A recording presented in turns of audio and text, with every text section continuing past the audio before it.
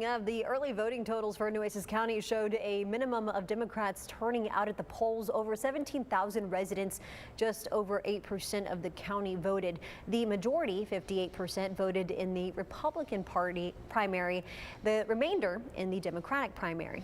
Yeah, so how does that total compare to past primary election years?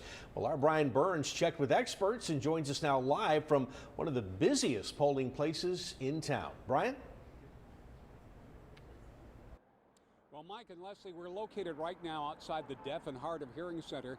Now, the voter traffic has been steady all day. It's heavy. The big thing about this particular primary election is Democratic turnout has been low.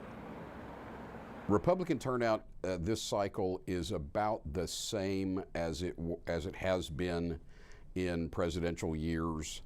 Democratic turnout is substantially lower than it has been in presidential years because there's no contested primary on the Democratic side to speak of. Dr. Bill Criss, a political consultant for KIII, says past primary election years see an increase based on contested races.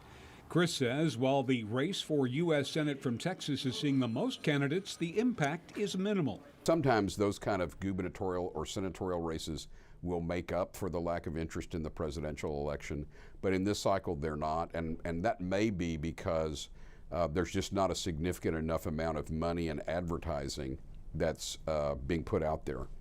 How does this compare? In the 2020 election, we saw a primary turnout of 17,401 voters, more than 9,500 Democrats and more than 7,800 Republicans. In 2016, more than 9,000 Democrats compared to over 7,000 Republicans out of more than 22,000 voters. While we have heard of problems in Austin and Houston, Nueces County Clerk Karasan says there have not been any major problems reported by voters here. One of the parties, their judges didn't show up this morning. So you know what, everyone scrambles and tries to get people to work, and you know what though, but at the end of the day, what's most important is that people get to vote. Dr. Criss says the next primary might see a change simply because of the age of the presidential contenders.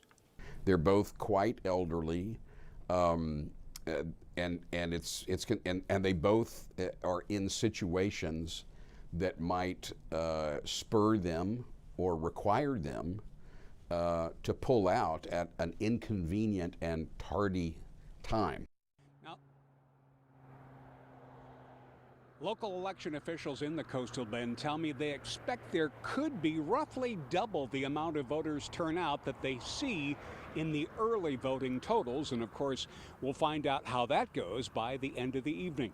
At the Deaf and Hard of Hearing Center, I'm Brian Burns, 3 News. Now back to you, Mike, Leslie.